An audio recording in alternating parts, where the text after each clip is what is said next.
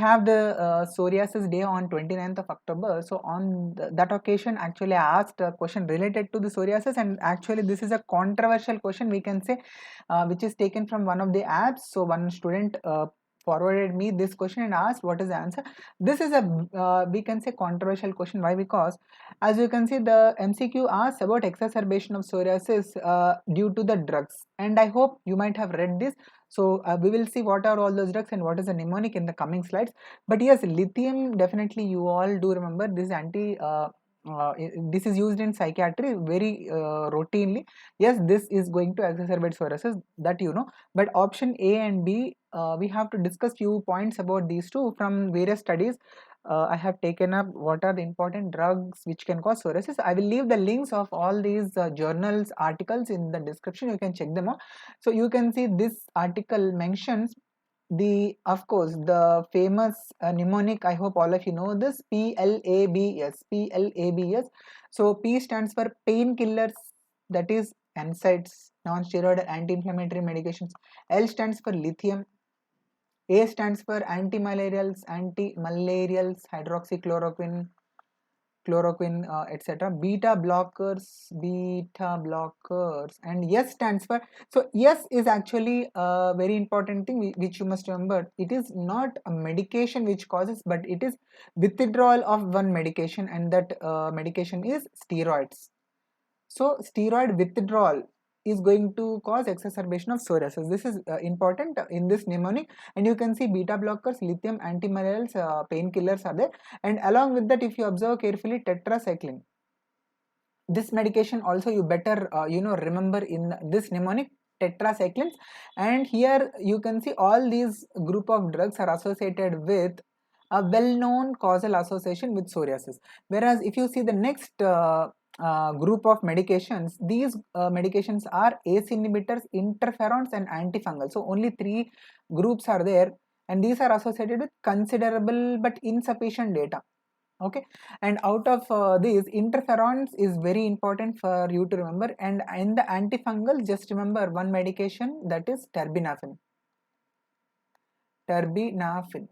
Okay, so these are the medications which I have written, and also I marked as Q, with Q. These are the ones which are important for you to remember. Okay, and the rest of the other ones are, there are so many, there will be endless list, but all of these are not very important.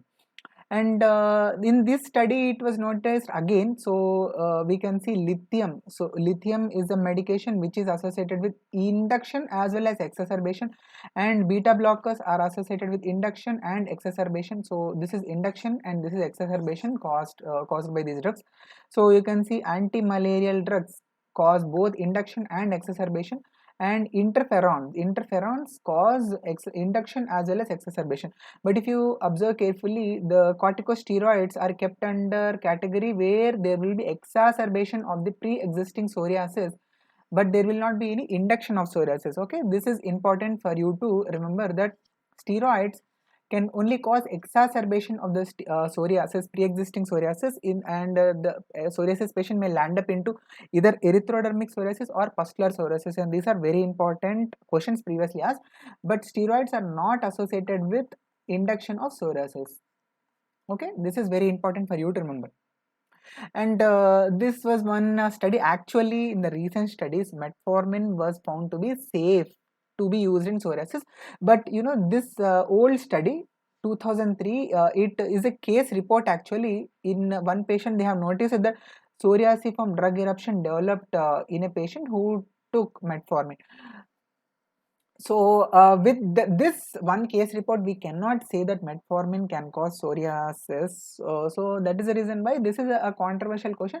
And if you have to mark one answer, then I would suggest you to mark it as lithium.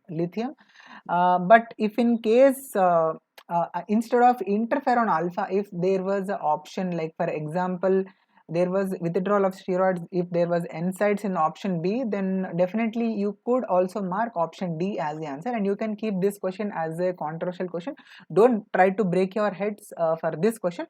So what can happen is, in the app which was asked, this was the question and these were the options, but preferably if I was the examiner, I would not keep metformin as the option. if metformin was not there, instead if antimalarials or lithium beta blocker were there, then all of the above would have been a safe answer. And if this was INICET pattern of question where you can mark multiple correct answers, then definitely interferon, lithium and hydroxychloroquine, all of these can be marked as the answer. Okay, so I hope now you got the clarity related to this question and drug induced psoriasis. I hope all of you are very much clear. Please do give it this video a thumbs up if you have got your query cleared up. And one of our students marked it as option D. So actually it is a almost PG level question, and answer is also at the PG level. So yes, if in MRCP exams or in OSCE, which is related to DNB, or MD level exams, if this question was asked and these were the options, then definitely in the PG level we can also mark D as the answer, which will also be taken as correct. So very good, Dr. MVRL, for answering this question as option D. But otherwise, I can say one thing, that this is a controversial question. Yes, and now I hope this video was helpful. Please give this video a thumbs up, and yes, if you know the answer for this question, leave your answer in the comment section.